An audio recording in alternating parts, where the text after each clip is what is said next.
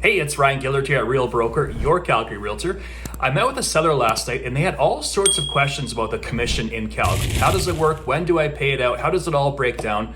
I find a lot of people have questions about the commission, so I thought I would make this short video explaining how it all works. So let's get right into it. So you're thinking of selling your property and you're at the stage now where you're starting to interview realtors for the job and you've got some questions about the commission. So I'm going to use the example of selling a $400,000 property simply because there's lots of condos, townhouses, and some entry-level single-family homes that are in this price range. So it's a good example to use.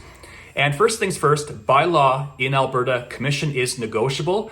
But you will find some kind of common practices or traditions that you might say are normal, and that is the commission structure of 7% of the first 100,000 and 3% of the balance as the total commission. And again, by law in Alberta, commission is negotiable, so you do see some other structures out there. I personally charge 7 and 3.5 versus the 7 and 3. Why, you might ask? Well, I've been doing this for like 11 or 12 years, so I have some experience, and I think I do a good job, so I've been charging a little bit more. And but there's also a lot less as well. There are some for sale winners that come onto our system. I don't know why we allow it, but we do. If you are curious of selling as a for sale winner versus using a conventional realtor, I've got a great video which you can watch right here that will go over all of the details and why you might want to consider using a conventional agent. And we also allow discount companies onto our system as well, like the 1% or the 2%. I will touch on this later on as well, but there are all sorts of different variations of the commission. And real quick before moving on, you might also see some fixed percentage commission rates, like a flat 5% of the sales price. And you might see like a fixed number, like $10,000 to sell like an inexpensive condo. So there are lots of different variations of commission out there. So to keep things simple, let's use the example of 7% of the first 100,000 and 3% of the balance on a $400,000 property. So from 0 to 100,000 at 7%, that's $7,000. And then from 100,000 all the way to 400,000 at 3%, that's $9,000. So total is $16,000. And there's also GST on the commission amount. So that also works out to their $800 on top of the commission that the realtors take and we give to the government. Now this $16,000, it doesn't go directly to me. I wish it did, but there's usually two brokerages that are involved in this transaction. So there's the listing brokerage. This is the brokerage that represents the seller. So the agent met with the seller, they signed the contract, they marketed the property, they're acting on the seller's behalf. And there's also the buyer's brokerage, the agent that brought the buyer to the seller. So occasionally the listing brokerage may handle both sides of the transaction. We call this double-ending the deal, where they represent both the buyer and the seller at the same time. It doesn't happen all that often, maybe say 10% of the time. Every year I do it, it does happen, but not all that often. But for this example, let's just say there is a listing brokerage and a buyer's brokerage. The total commission is $16,000, $8,000 to the listing brokerage, $8,000 to the buyer's brokerage. Now, the public might look at this and say, wow, that's a huge commission, $8,000, and it is, but they're not seeing all the hidden costs and fees and splits that happen in the real estate industry. So let's talk about the office split first. So the commission gets paid out to either the listing brokerage or the buyer's brokerage. That company will take their cut and then pay the agent the difference. So there's lots of different variations of this. Every company is different and they have their own policies. So I'll give you two examples here. So I was with Royal LePage for about 10 years and the office split was 70% would go to me, 30% would go to Royal LePage. And I'm at a new company now called Real Broker and the split is 85-15. So it's a bit more agent centric. So I'll use the 70-30 example. So if you had $8,000 commission check minus 30%, that takes it down to $5,600. Still a pretty good commission check. But we're also not talking about taxes yet. So if you combine the Alberta tax rate with the federal tax rate, I believe the lowest is like 25% taxes up to like 50%. So you could lose half of your commission check to taxes as well. So 8,000 down to 5,600. Now take away half of that to taxes. So I'm bringing this up because I will meet some sellers and they want like a massive discount or just charge half the commission or like a $5,000 discount. It's tough because if you pay the office their cut, then you pay taxes, then you give the seller a massive discount, there's nothing left. Like you'd be doing it for free. And this is why you see a lot of these discount companies change hands every 6 months because they go bankrupt. You can't be doing this industry unless you're getting paid, at least they're the standard 7 and 3, I would say. It's too difficult. There are too many expenses as well, which I'll touch on right now. So there are expenses to get licensed in real estate. There are monthly expenses to hold your license, annual expenses to hold your license. It costs money just to list a property. The Calgary Real Estate Board charges you for every listing that you take. So There's fees for professional photos is really expensive these days. Professional measurements, the eye guide. You might run ads on Facebook and Instagram, and Google Ads is a huge money pit.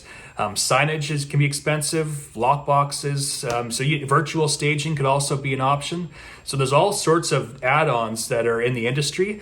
And if you're giving away half the commission and you're paying everybody else, you'll be out of business real quick. And the next topic, when do you pay the real estate commissions? So I'm bringing this up because I met this owner a few months back. She wanted to sell the property, but she didn't realize that the commissions were paid out when everything is said and done. She thought that she had to pay the $16,000 up front to sell the property, which is not the case, at least with me and everybody I know that's in the industry.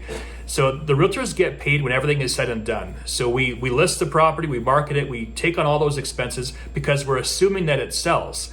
And then once it sells, the seller gets their money, the buyer moves in, and then the real estate agents get paid from their broker. So again, the money flows to the listing brokerage who pays their listing agent, and the listing brokerage also sends the money to the buyer's brokerage who then pays the buyer's agent. But there is no upfront cost, at least with me, and again, everybody I know in the industry, we don't do it that way. So it's a cost that's paid out from the sale proceeds at the end of the transaction. Next up, I'll take you through Section 10 of the standard listing contract, which covers the commission and how it's paid out. So this is an actual listing contract I did, I think it was way back in the winter. So Section 10.1, our fee is 7% of the first 100,000 and 3.5% of the balance. Now again, I charge 7 and 3.5 versus 7 and 3. But I pay the buyer their typical amount, 3.5% of the first 100,000 and 1.5% of the balance. So this is the total. This is what we pay the buyer's agent. And so it's 10.3. So you must pay our fee, like while the agreement is in effect, you enter into a legally binding contract to sell the property. The commission is payable.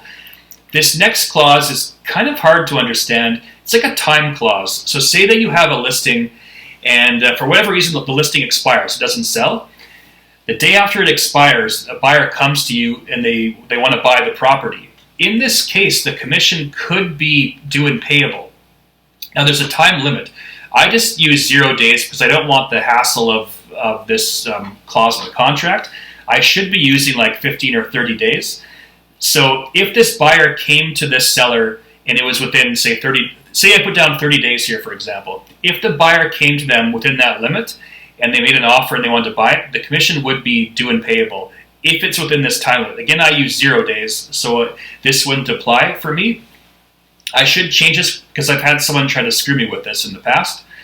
But in most cases, I just use 0 here. 10.4. So in layman's terms, we use the deposit to cover the commission. So like say we're using this example of $8,000 commission.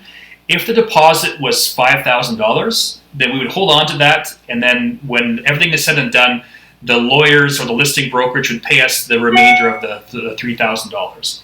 So we're using the deposit to cover the real estate commissions. And again, 10.5 is kind of a similar idea. So we won't bore you to death with that. And 10.6, you do not pay our fee if you sell the property to a buyer excluded in writing from this agreement. Sometimes when I'm taking a listing, the seller excludes a specific person. Maybe it's a tenant or somebody that's kind of interested in buying the property. A lot of for sale by owners want to do this because they think they have a buyer.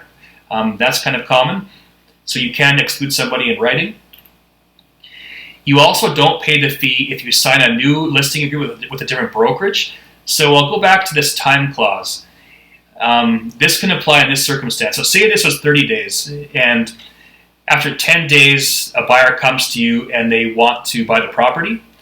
In this example, the commission would be due and payable. But if after our contract ended, you hired a different company and you listed the home, then there would be no commission paid to me because you've hired a different company. So that's kind of an easy way to understand that clause. If you change your mind about selling the property, you must tell us in writing. You must reimburse us for our reasonable expenses. I just put down none here. I personally can't see myself going after sellers for like photos, measurements, eye guide.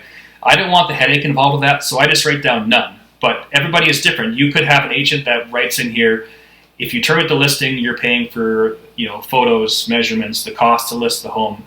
This section right here, the buyer may forfeit the deposit. Now, they've got some weird terminology here. If the buyer forfeits the deposit, you will pay us our fee or half the forfeited deposit, whichever is less. If this were me, I would give the seller the entire deposit. That's for them, and I would sell the home to somebody else. That's just how I operate.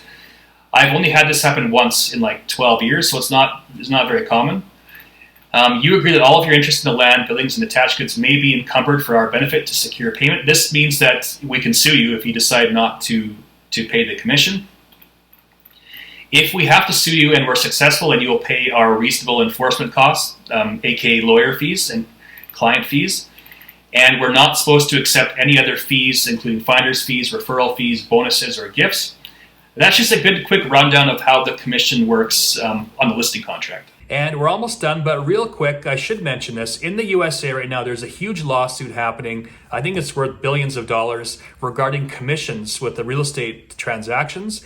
And the claim is that people are overpaying commissions and there's like price fixing and stuff like that. I think it's completely ridiculous. Their system, I believe, is the same as ours.